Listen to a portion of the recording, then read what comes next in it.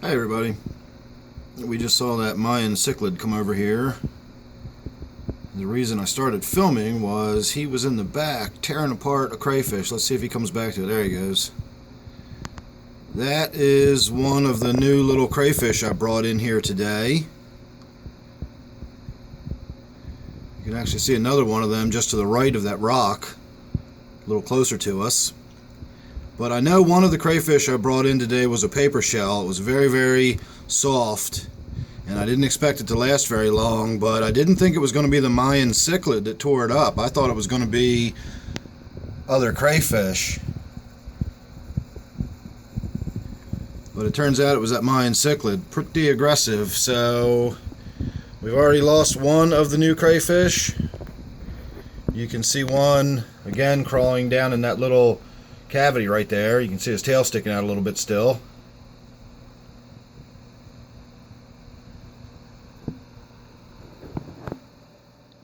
And I don't see anything else of particular interest going on. I just came into the room. I was hoping to get some photos maybe of some of these rainbow colored fish.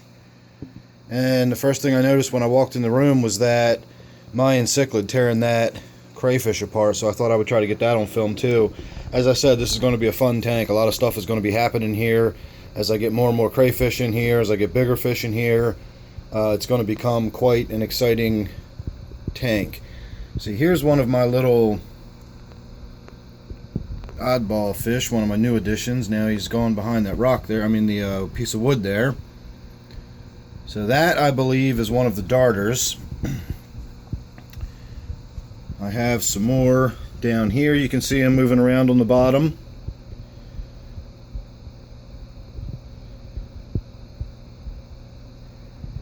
So I'm pretty sure I've got both darters in the tank and sculpins.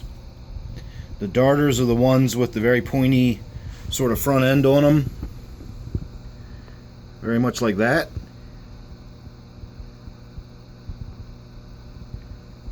And then the sculpins, which I have far fewer of, have a much more broader face. They look more like a plecostomus than they do anything else. So here's one on that rock. There was another one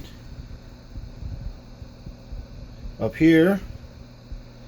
He was just lying on this piece of wood a moment ago, and now it's over there on the rock. So apparently they're not only bottom dwellers as I thought they were. And this one is something completely different. This one looks like what it really reminds me of is a gara. I used to have a panda gara, and it was very similar to this fish. It even swam the same way. It's sort of like a cross between a bottom dweller and a sucker fish. So I think I have 3 different species of small bottom-dwelling fish, or possibly not, since they are up here in the pieces of woodwork. See, here's this one here. This one was just up on top of that woodwork, and now it's come back down to the bottom.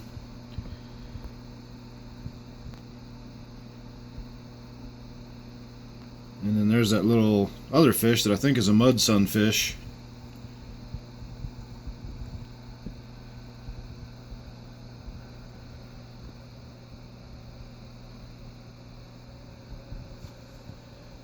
So this has been pretty exciting, watching all the new fish sort of find their way around the tank. And again, these are fish that if you're just out and about, near the stream, or you're out fishing, it is so hard to see these little guys. You've really, really got to pay attention. And it's more just the movement that draws your attention to them than anything. If they're just sitting still and they don't move, you've really, really got to pay close attention before you will notice them. And they sure get around too. They don't seem to be too shy around the other fish. Here's a little better look at that other one. So again, if anybody can ID these fish for me, that'd be great, because I sure don't know what they are. But this is a really good look at this one. That's a really neat looking fish. I've got a few like this.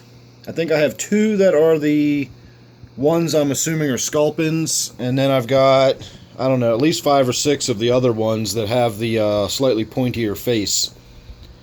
So as always, I would ask you to subscribe. You don't want to miss anything. I'm going to be doing a lot of video on this tank. I can tell already it's going to be a lot of fun, and I'm really enjoying these new fish so far.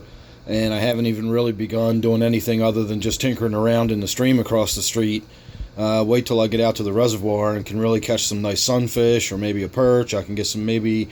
I'm really still sort of partial to getting a bass in the tank. You know, I've been fishing for bass my whole life. Having a bass in my own basement would just be fantastic. So at some point, at least for a little while, we will probably have a smallmouth or maybe a largemouth, but probably a smallmouth bass in this tank for a little while, even if it's only for the summer, and then I get rid of it.